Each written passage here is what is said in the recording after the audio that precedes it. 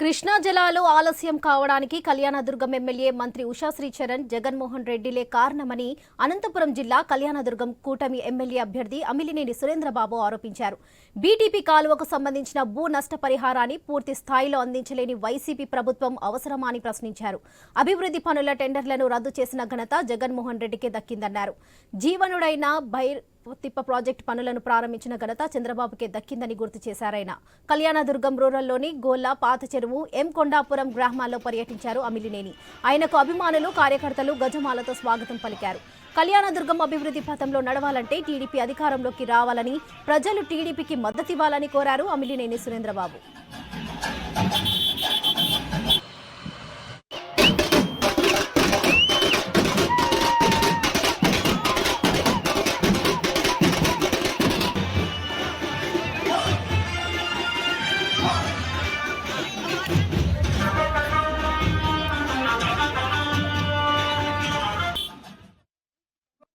అన్ని పనులు కూడా ఆగాయి. మనమే కాదు, రాష్ట్రం మొత్తాన్ని ఆపాడు ఆయన. ఆపిన దాంట్లో మన ఈ కరువు ప్రాంతమైన కళ్యాణదుర్గ ప్రాంతం నిజంగా ఎవరైనా మానవత్వం ఏదైనా ఉందంటే ఇక్కడ మంత్రిగా ఉన్నారు, ఆమె కూడా ఉషా శ్రీచరణ్. ఆమెనే చెప్పి చొరవ తీసుకొని ఈ ప్రాంతానికి ఈ ప్రాజెక్టు కొనసాగించిండే ఇప్పుడు ఈ పరిస్థితి ఉండేది కాదు. ఏదేమైనా కూడా తర్వాత 2023లో రాయదుర్గంకి జగన్ రెడ్డి వచ్చిన తర్వాత వచ్చాడు.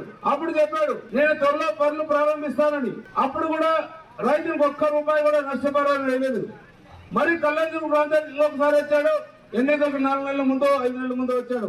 ఒక 50-60 మంది రైతులకు మాత్రమే భూ నష్టపరిహారం చెల్లించడం జరిగింది. ఎప్పుడైతే 50-60 మంది చెల్లిస్తారో వాళ్ళకి మిగిలిన రైతులందరూ కూడా నమ్మకం పోయింది ఈ ప్రభుత్వం పైన.